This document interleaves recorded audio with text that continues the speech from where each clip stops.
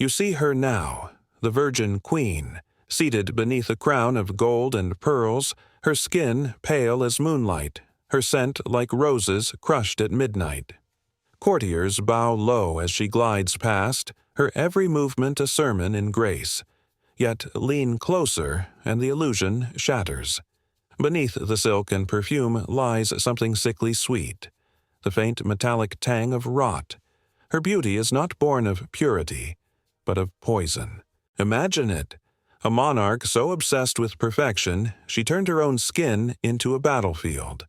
Her face, powdered with lead and vinegar, gleamed like marble under candlelight, flawless, eternal, and slowly dying. Every morning, servants dusted her flesh, not to cleanse, but to conceal. Every scent of lavender masked the fear of decay.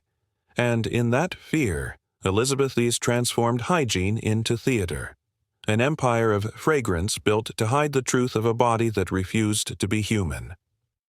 Before we peel back that illusion, take a moment. Tell us, where in the world are you watching from tonight? Our audience stretches from London to Lahore, from the palaces of Europe to the streets of Sao Paulo. If history fascinates you, if these hidden stories make you see the past differently, then press that like, subscribe, and join this growing circle of history's seekers, where together we uncover the beauty and the filth of forgotten worlds. The year is 1572. The court of England moves like a clock wound too tight, ticking with whispers, powder, and power. In her private chambers at Whitehall, Elizabeth sits before a mirror framed in gilded cherubs. Her ladies-in-waiting hover with flasks of rosewater and jars of pale dust. The ritual begins. Her face is cleansed not with water, for she fears it, but with a cloth steeped in wine and vinegar. The sting brings color to her cheeks. Then comes the ceruse, a deadly white paste of lead carbonate. It hides every blemish, every pore, every trace of time. It also seeps slowly through her skin, poisoning her blood day by day. Outside the palace walls, London reeks. Open gutters run thick with refuse. Chamber pots empty onto cobblestones. The stench of tallow, fish, and smoke hangs in the air. Yet within these perfumed rooms, Elizabeth crafts an illusion that purity is power and cleanliness is divine. Her beauty becomes her armor. When she steps before her court, her face shines not merely with powder, but with authority. It is not just vanity, it is strategy. To appear untouched by the filth of the world is to rule it. Her Majesty doth not bathe often, a court physician once murmured, for she holdeth that washing openeth the body to sickness. And so the queen replaced water with ritual. Her linen was changed daily, her skin rubbed with fragrant oils, sweet marjoram, bergamot, or ambergris. Servants burned herbs in her chambers to ward off bad air. Each movement was precise, rehearsed, almost sacred. To cleanse was not to wash, but to perform power. The irony was cruel. Beneath the layers of pearl powder, her skin began to crack, redden, and weep. She covered the damage with more paste, thickening the mask that imprisoned her. Yet she would not abandon it. For Elizabeth, appearance was empire, and empire, like beauty, demanded sacrifice. At court, mirrors became confessionals. The queen would study her reflection by candlelight, her eyes searching for the faintest betrayal of time. "If I take the face from the people," she once said, "I take their love." And so she gave them what they adored, an image of eternal grace, crafted from poison and denial. Her servants grew accustomed to the rituals, the basin of rosewater, the cloth soaked in wine, the jars of white lead, the final dusting of crushed pearl and silver. When the queen rose from her stool, her scent filled the air, heady, intoxicating, almost divine.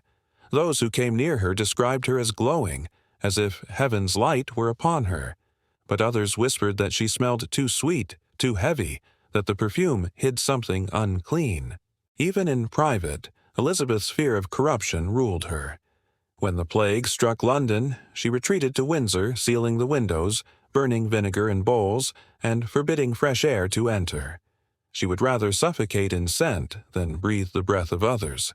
Cleanliness in her mind was not about health, it was about control. To wash was to risk, to reveal. To perfume was to command. Historians speak of her intelligence, her wit, her unshakable will, but few speak of the price of her perfection. Lead and vinegar eroded her skin until it bruised beneath her crown. The very mask that sustained her image also consumed her. Yet she would not relent. "I will have one mistress here and no master," she declared to her court, a sentence that echoed far beyond politics. In her world, even the body had to obey. As the years passed, the mirror became her adversary. The powders thickened, the perfumes darkened.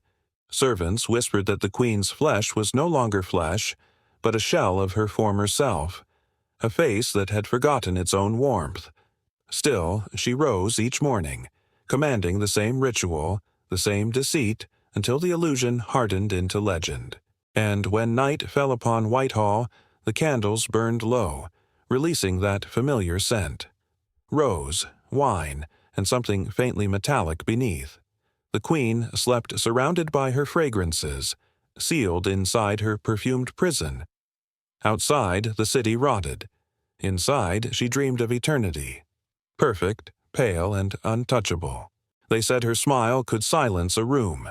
It was the smile of a monarch, disciplined, deliberate, and rarely given freely. But in her later years, those who stood close enough to see it in the candlelight saw something else, the glint of rot. Blackened teeth framed by painted lips, the faint sweetness of decay seeping through the perfume. When the Virgin Queen smiled, England saw glory. But those nearest her smelled ruin. In Elizabeth's England, sugar was power, and she devoured it like a queen possessed. Imported from distant colonies, refined through labor and blood, it arrived at court in gleaming crystals and golden loaves. To taste sugar was to taste empire itself. The kitchens of Whitehall overflowed with sugared almonds, candied fruits, and marzipan molded into royal emblems. Every banquet was a performance of sweetness. Dishes sculpted entirely from sugar, ships, castles, even miniature stags, were paraded before her, symbols of conquest and sophistication. But beneath this glittering display of plenty was a new sickness, one unseen but relentless. Sugar ate from within. For the common people of England, it remained a curiosity, something a merchant might sample once in a lifetime. But for Elizabeth, it became a daily indulgence, folded into bread, soaked into sauces, dusted upon fruit. Her cooks sweetened even her medicines. When she fell ill, apothecaries prescribed syrup of violets, honeyed tonics, and rose confections. Sugar as comfort, sugar as cure. The queen's teeth began to ache. At first, she ignored it. Pain was for other people, not for Gloriana. But the pain deepened, and so she turned to her physicians for relief. Dentistry in the 16th century was closer to superstition than science. There were no dentists, only barbers with tongs. Her Majesty would never permit such indignity. Instead, her apothecaries devised a royal powder for the teeth, a paste of crushed eggshells, cinnamon, and, astonishingly, sugar. The very thing destroying her mouth was rubbed daily across her gums. By the 1590s, foreign envoys noted the change. A Spanish ambassador described her breath as unsweet and strong, her words often muffled as if she were speaking through pain. But the court was trained to see only perfection. The Queen's portraits still showed her with the faintest hint of a smile. Lips closed, secrecy preserved. In public, she masked her mouth with a handkerchief scented with cloves and rose oil, feigning delicacy whenever she spoke. Only those closest to her, her ladies, her physicians, her confessor, knew the truth. Her teeth blackened one by one. Some broke and fell out, others rotted to their roots. She refused extraction. Pain, she believed, weakened the spirit, and she would not be seen to suffer. When her physician begged her to allow one tooth to be pulled, she demanded proof it would not kill her. In a grotesque act of loyalty, one courtier volunteered to have his own tooth extracted before her eyes. The man screamed. The queen watched, and then she said quietly, "Enough, I am persuaded." Yet she never allowed it to be done. By then, her condition had become impossible to hide. Courtiers whispered that she dined in private more often, avoiding laughter, turning her face away when she spoke. But the irony of monarchy is that even ruin can be made fashionable. The women of her court, desperate to imitate her in everything, began to darken their own teeth with soot and charcoal. It became a mark of refinement. Blackened teeth meant sugar, and sugar meant privilege. To smile with decay was to show that one had lived in luxury. A chronicler from the time noted with a kind of awe, "The ladies of her presence black their teeth to seem as Her Majesty." What began as imitation became ritual. In candlelight their painted smiles gleamed like tarnished silver, a court of mirrors, all reflecting the queen's corruption. None dared find the image grotesque. To mock the queen's teeth was to mock the crown itself. As her mouth decayed, so too did her appetite. She chewed little, preferring soft foods, puddings, mashed fruits, soups sweetened with honey. She drank wine mixed with sugar, even as her doctors begged restraint. But Elizabeth's vanity was fused with defiance. She would not yield to frailty. She once told her physician, "These are not the teeth of England. England does not bite, it endures." It was bravado, but it masked a slow surrender. Those around her adapted. The scent of cloves and vinegar filled her rooms. Servants aired her chambers nightly, sprinkling herbs to dull the odor. But the smell persisted, sweet and rotten, like fruit left too long in the sun. It clung to her clothes, her gloves, even the folds of her letters. And still she refused to stop. Sugar had become her solace, her vice, her crown. To her people, Elizabeth remained the Virgin Queen, pure, radiant, eternal. But within the gilded silence of her private chambers, she was something else entirely, a woman trapped between appearance and agony, unable to renounce the thing that destroyed her. Her court, equally entranced and terrified, followed her descent with reverence. There's a haunting irony in her legacy. The queen who made England sweet also gave it its first taste of rot. Under her reign, sugar became the emblem of refinement, the flavor of empire. The very substance that blackened her teeth would, centuries later, sweeten the British world. In her portraits from those final years, Elizabeth no longer smiles. Her lips are drawn tight, her eyes sharp and distant, as if guarding a secret she no longer trusts the world to see. Perhaps she knew that the rot beneath the crown would outlive her, not just in stories, but in imitation.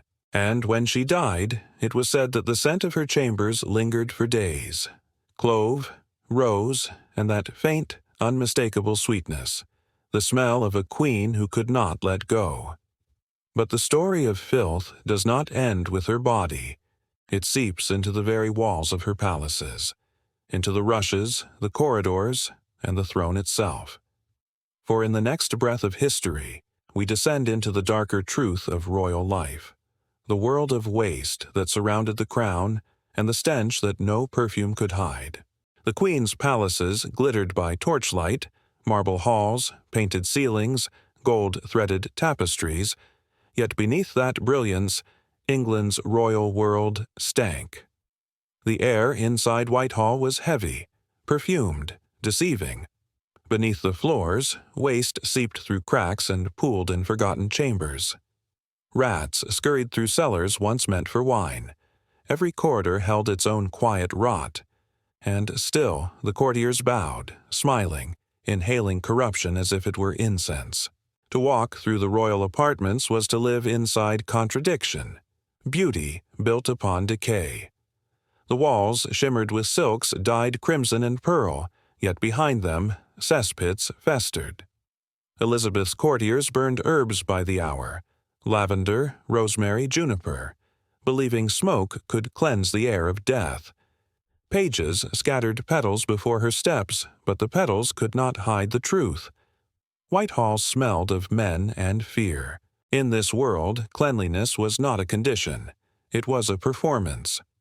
Elizabeth ruled over both England and her own body with the same vigilance. No intrusion, no imperfection visible. She bathed rarely, if ever. Water, she believed, opened the pores to sickness, letting disease slip in.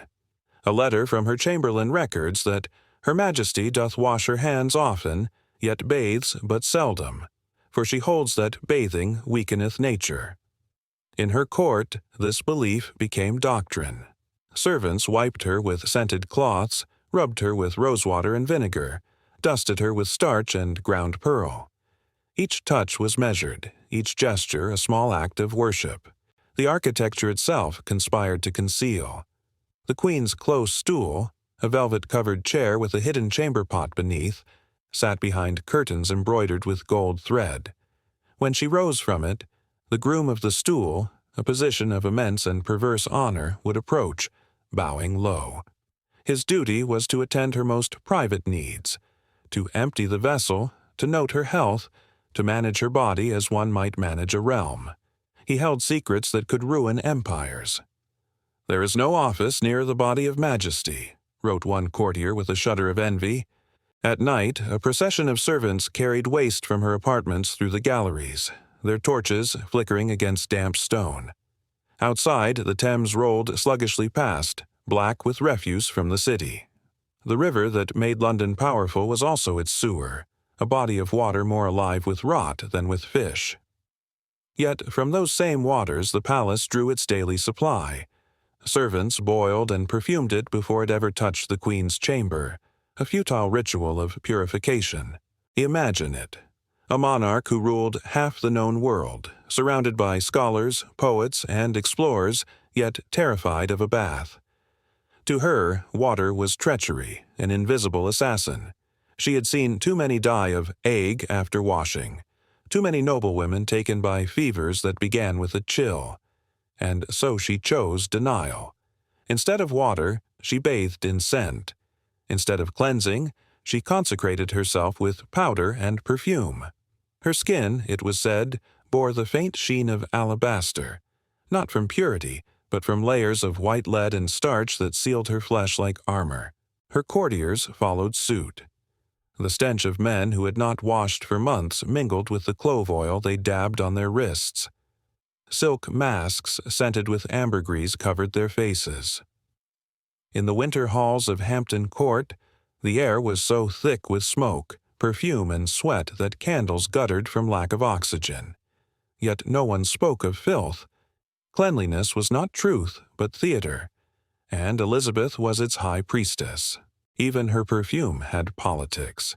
Each vial was blended to symbolize virtue, the water of angels, the Queen's celestial musk. When she entered the council chamber, the scent announced her before her voice did. It said, "Here walks divinity, untouchable by common rot." Yet, paradoxically, the very strength of her perfumes betrayed what they tried to hide. Behind every rose and musk note lingered the human odor of confinement. The Queen's fear of corruption was not merely physical, it was spiritual. In an age when the body and the soul were seen as mirrors, decay of one implied decay of the other. Her relentless self-control, the fasting, the powders, the absence of touch, was an act of faith. She believed that restraint could halt time, that denial could defy death. And so she built a palace of illusion, a perfumed fortress against the truth of her own humanity. In one of her last summers when the court moved to Richmond, a maid wrote of the Queen's chamber, "Her Majesty sitteth alone these days, the air sweet beyond bearing, the windows closed to the river, though the heat be grievous." There she sat, regal, radiant, and suffocating in her own sanctuary.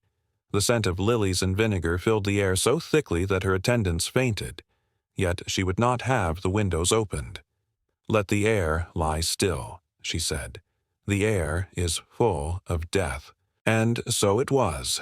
The stillness she commanded was not purity, but decay arrested in its bloom, a world that refused to breathe. Her beauty, her empire, her very myth were preserved the way one preserves a corpse, by sealing it from the air.